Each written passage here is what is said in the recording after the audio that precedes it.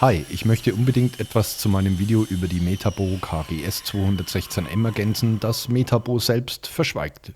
Vielen Dank für die Kommentare zu dem eigentlichen Video, die von den gleichen Schwierigkeiten berichtet haben, die auch ich mit der Maschine habe.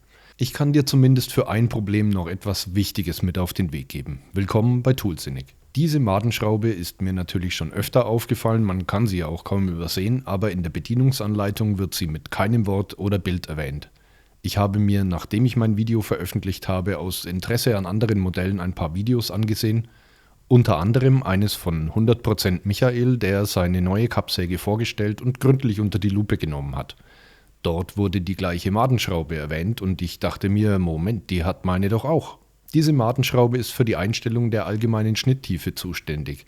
Das Problem mit dem nicht durchtrennten Fitzelchen bei jedem Schnitt ist also super einfach zu lösen. Ich weiß nicht, warum Metabo das in ihrem Manual für die Maschine nicht erwähnt hat. Also Metabo, bitte.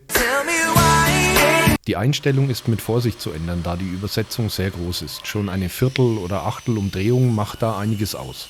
Ich kann auf jeden Fall meine Aufpolsterung für den Anschlag, um das Fitzelchen zu vermeiden, nun wieder abbauen.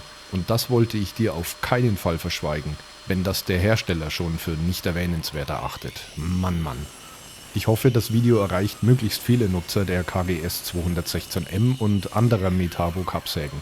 Daher teile es bitte, wenn du jemanden kennst, der dieses Problem hat. Danke fürs Zusehen und bis bald.